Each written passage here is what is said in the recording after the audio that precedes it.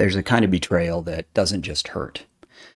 It rearranges how you see people, authority, and trust. It happens when the people who were supposed to cover you, who were supposed to protect you, to stand with you, they just don't, you know? And if you've ever been betrayed by leaders, by pastors, people in authority, people with spiritual authority, well, this isn't something that you just get over, right? And if that betrayal changed how you trust, how you relate, or how you see the church, well, you're not weak for that. You are just human. I experienced this kind of betrayal when I was a pastor. I was serving in a ministry, and together with my team, we had developed this incredible plan to grow people through discipleship and not programs. And we knew it was going to cost us numbers to begin with, but we believed that it would lead to a deeper, healthier growth. So I laid out this plan clearly to my direct leader. He seemed excited. He was excited. He told me that I had his support, and he told me that he had communicated everything to his leadership. They were excited about it, and they told us to move forward. So I moved forward trusting that I was covered. But when the numbers dropped exactly as we had planned and expected, the leadership above him were shocked, and they ended up giving me an ultimatum. They told me that I needed to go back to what we were doing before, or essentially start looking for another job. And that was when I realized something devastating, that my leader had not communicated the plan clearly to his leadership. And when pressure came in, he didn't stand with me. He basically rolled over. What hurt the most wasn't losing the role. It was realizing that the assurance of "I have your back" wasn't actually true. And this was the first time I'd seen leadership fail like this, and it sealed something inside of me. You see, I began to believe that Christian leaders were actually less trustworthy than non-Christians. I still believed in God. I still valued his church, but I lost respect for the institution that was meant to represent him. I was confused, I was disillusioned, and quietly angry. I thought Christians were supposed to operate by a higher standard. Instead, I felt expendable. And here's the lie that a betrayal like this can plant. And the lie is that leaders cannot be trusted. Not just some leaders, not just the leader who betrayed me, but all of them.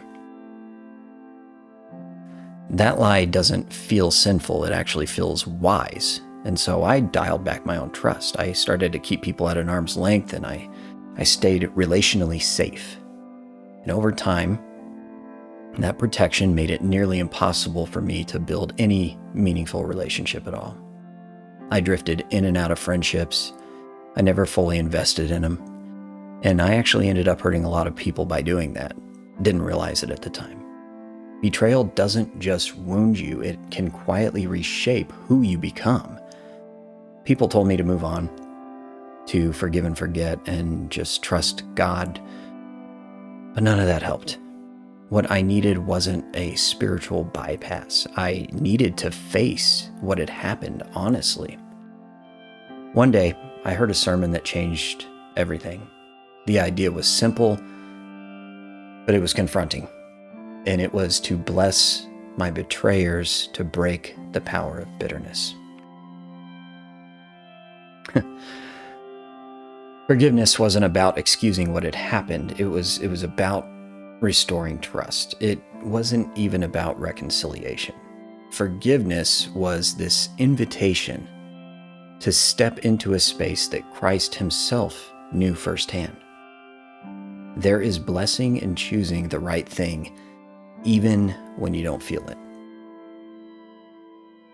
And that's what actually broke the stronghold. But it wasn't just a moment, right? I had to forgive and I had to bless every time the memory resurfaced. Not because I felt ready, but because I wanted to be whole. Here's something important. Bitterness is internal. It's an infection that grows when forgiveness is withheld. And it becomes unmanageable. But boundaries are different. Boundaries are wisdom. It's like avoiding a hot burner, right? You don't hate the burner. You're not angry at it. But you know that if you touch it and it's on, it's going to burn you, right? See, you can fully forgive and still decide not to give someone access to your heart again like that. That's not bitterness, that's healing. And I want to say this carefully.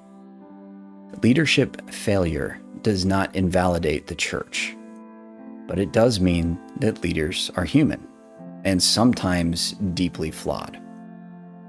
If you've been wounded by leadership, you're not wrong for needing time to heal. You don't have to rush back, right? You don't have to pretend it didn't matter. God is not threatened by your honesty. If you're still inside the pain of betrayal, hear this. There is a way to rise above what happened and come out better, not bitter. This wound doesn't have to shrink you. If you handle it correctly, it can actually deepen you. Healing is possible, and you don't have to deny the pain to get there.